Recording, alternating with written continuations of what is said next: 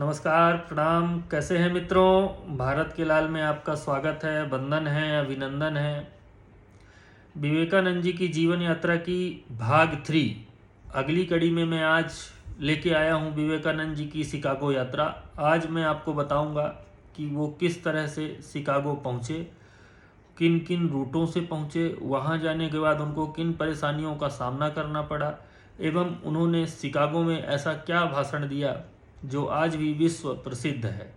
उस तरह का वक्तव्य ना किसी वक्ता ने दिया था और ना ही अभी कोई दे पाएगा।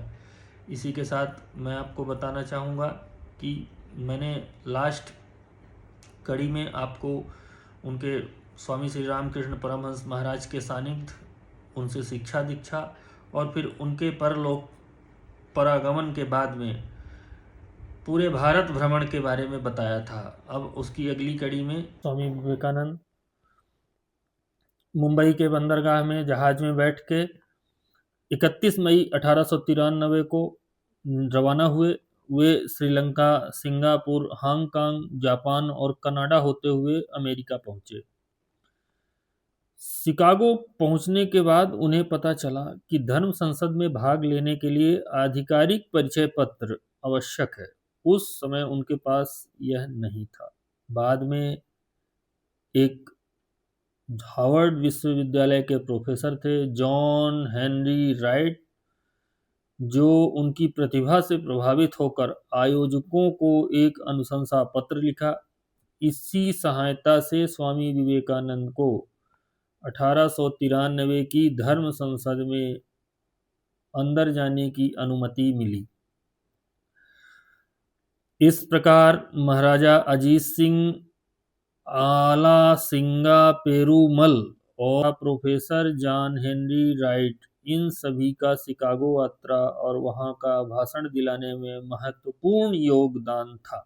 यह जो कुछ मैं आपके सामने चित्र प्रस्तुत कर रहा हूं, यह स्वामी विवेकानंद के चित्र तभी के हैं जब वह शिकागो में अपने भाषण के लिए धर्म संसद में गए हुए थे और उसी समय उनके ये तस्वीर लिए गए थे। यह तस्वीर बिरले ही कहीं पाए जाते हैं। 11 सितंबर को 1893 में अमेरिका के शिकागो में आयोजित विश्व धर्म संसद में ऐतिहासिक भाषण उन्होंने दिया। उनका भाषण केवल हिंदू धर्म की व्याख्या नहीं था, बल्कि सहिष्णुता, धार्मिक एकता और मानवता का संदेश था। भाषण की शुरुआत उन्होंने मंच पे खड़े होकर अमेरिका की मेरी बहनों और भाइयों, sisters and brothers of America, Sisters and brothers of America,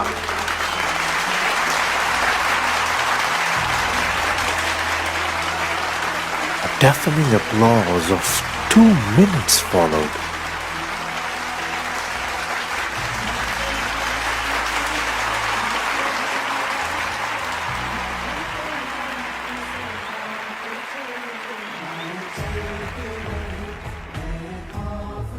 It fills my heart with joy unspeakable to rise in response to the warm and cordial welcome which you have given us. I thank you in the name of the most ancient order of the monks in the world. I thank you in the name of the mother of all religions. And I thank you in the name of millions and millions of Hindu people of all classes and sects. के नाम से संबोधित किया। इन शब्दों के साथ ही सभागार में जोरदार तालियां बजने लगी। यह संबोधन उस समय के औपचारिक लेडीज एंड जेंटलमैन से बिल्कुल अलग और आत्मीय था। उन्होंने अपने भाषण में कहा, भारत की धार्मिक परंपरा के बारे में उन्होंने बताया कि भारत ने सदियों से अलग अलग धर्मों और विचारों को सम्मानपूर्वक स्वीकार किया है। उन्होंने कहा कि भारत केवल सहिष्णुता की बात नहीं करता, बल्कि विभिन्न धार्मिक मार्गों को सत्य की ओर जाने वाले अलग अलग रास्तों के रूप में स्वीकार करता है। उन्होंने सभी धर्मों की एकता के लिए कहा कि मनुष्य अलग अलग मार्गों से आध्यात्मिक सत्य की खोज कर सकता है, इसलिए धर्म के नाम पर नफरत और संघर्ष उचित नहीं है। उन्होंने कट्टरता के विरुद्ध संदेश दिया। उन्होंने धार्मिक कट्टरता और संकीर्णता और आपसी द्वेष को मानवता के लिए नुकसानदायक बताया था। हिंदू धर्म और वेदांत का भी उन्होंने वहां परिचय दिया। उन्होंने वेदांत की उस विचारधारा को सामने रखा जिसमें समस्त मानवता में एक ही दिव्य चेतना देखने को मिलती है, जिसमें अपने जन्म के पूर्वार्ध के फल इस जन्म में निश्चित रूप से मिलते हैं। ऐसी जानकारी जब उन्होंने दी तो वहाँ पे उपस्थित लोग, वहाँ पे उपस्थित जन समुदाय उनको सुनता ही रह गया। उन्होंने दुनिया को भारत की वसुधैव कुटुंबकम जैसी समावेशी भावना और धार्मिक सह अस्तित्व का संदेश भी दिया था। कि अक्सर इंटरनेट पर स्वामी विवेकानंद के नाम से बहुत लंबी लंबी पंक्तियां और कथित शिकागो भाषण वायरल होती रहती हैं, जिसके कई मूल 1893 के भाषण के शब्दशः अंश नहीं हैं। इसलिए यदि आपको शिकागो यात्रा से लेकर पूरा भाषण हिंदी अर्थ सहित पढ़ के सुनाता हूँ। यह यात्रा आसान नहीं थी। उनके पास सीमित धन था और अमेरिका पहुंचने पर उन्होंने कई ऐसी समस्याओं का सामना किया जिसकी उनको कल्पना नहीं थी। शिकागो पहुंचने के बाद उनको सबसे पहली बड़ी परेशानी आई। वो जुलाई के अंत में शिकागो पहुंचे थे। वहां उन्हें पता चला कि धर्म संसद सितंबर से शुरू होगी, जबकि उनके पास पर्याप्त धन नहीं था। उससे भी बड़ी समस्या यह थी कि प्रतिनिधि के रूप में प्रवेश के लिए आधिकारिक परिचय पत्र आवश्यक थे और पंजीकरण की समय सीमा भी निकल चुकी थी। शिकागो बहुत महंगा था, इसलिए वो बोस्टन चले गए। वहां उनकी मुलाकात प्रोफेसर जॉन हेनरी राइट से हुई। उनके ज्ञान और प्रतिभा से प्रभावित होकर प्रोफेसर राइट ने धर्म संसद के आयोजकों को उनके पक्ष में सिफारिश की और उन्हें परिचय पत्र दिलाने में संपूर्ण मदद करी। फिर शिकागो लौटने पर उन्होंने एक और कठिन परिस्थिति का सामना करना पड़ा। 10 सितंबर को वे थके और परेशान अवस्था में थे। इसी समय श्रीमती जॉर्ज डब्ल्यू हेल ने उनकी सहायता की और उन्हें अपने घर ले आई तथा धर्म संसद के अधिकारियों तक पहुंचने में मदद करी।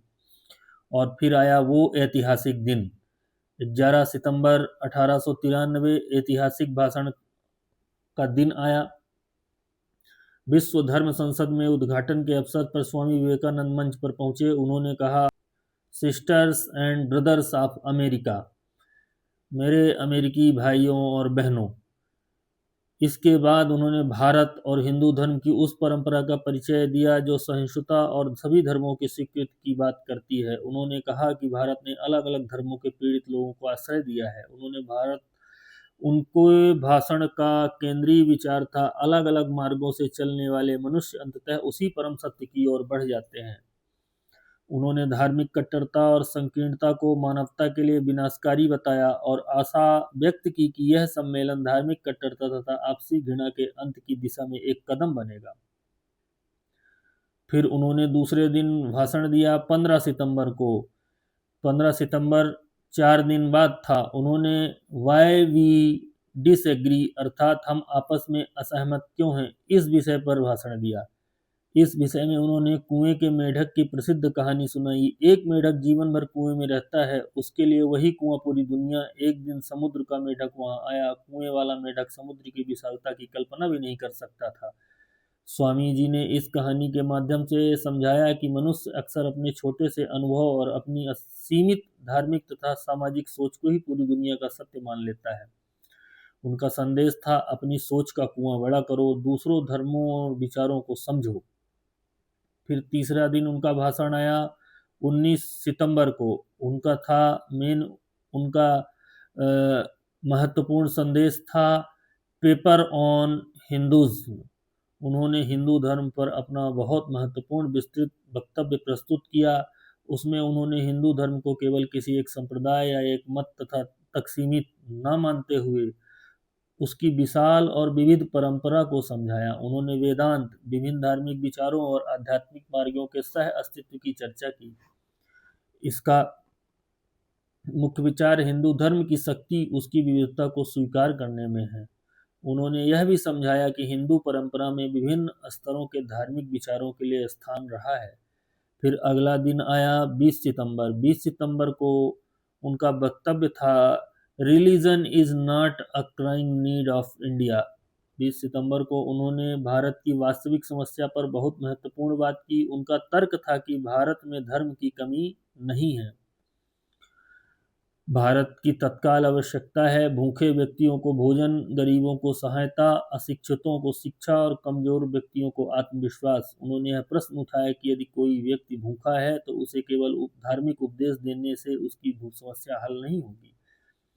यह भाषण उनके मानव सेवा के विचार को समझने के लिए बहुत महत्वपूर्ण है। फिर अगला दिन आया 26 सितंबर। 26 सितंबर में उनका वक्तव्य था Buddhism the fulfilment of Hinduism. बौद्ध धर्म और हिंदू धर्म के संबंध पर भाषण दिया, समझाया। उनका प्रसिद्ध निष्कर्ष था कि भारत को ब्राह्मण की आध्यात्मिक बुद्धि और बुद्ध के करुणामय हृदय जैसी शक्तियों के समन्वय की आवश्यकता है। ज्ञान और करुणा दोनों साथ चाहिए, ऐसा उनका संदेश था। केवल ज्ञान पर्याप्त नहीं और केवल भावना भी पर्याप्त नहीं है। फिर लास्ट दिन आया 27 सितंबर 1983 को। स्वामी विवेकानंद जी ने अंतिम संबोधन दिया। उन्होंने कहा कि धार्मिक एकता का अर्थ यह नहीं है कि दुनिया में केवल एक धर्म बचे, बाकी समाप्त हो जाए। उन्होंने स्पष्ट रूप से कहा कि यदि कोई यह आशा करता है कि किसी एक धर्म की विजय और बाकी धर्मों में विनाश के धार्मिक एकता आगे आएगी, तो यह संभव नहीं है। उनका संदेश था सहायता, संघर्ष नहीं, समन्वयन, विनाश नहीं, सद्भाव और शांति, मतभेद नहीं। यही उनके शिकागो प्रवास का सबसे बड़ा संदेश था। शिकागो में उनका वास्तविक योगदान यह था कि हिंदू धर्म की प्रशंसा नहीं की। उन्होंने पश्चिमी दुनिया के सामने एक भारत की एक ऐसी छवि प्रस्तुत की जिसमें भारत आध्यात्मिकता, सहिष्णुता, विविधता तथा मानवता यह सब समाहित किए हुए था। उनके भाषणों ने पश्चिम में वेदांत और भारतीय दर्शन के प्रति व्यापक रुचि पैदा कर दी। रामकृष्ण विवेकानंद परंपरा के अभिलेखों में उनके शिकागो भाषण को उनके पश्चिमी कार्य का महत्वपूर्ण आरंभ माना गया है।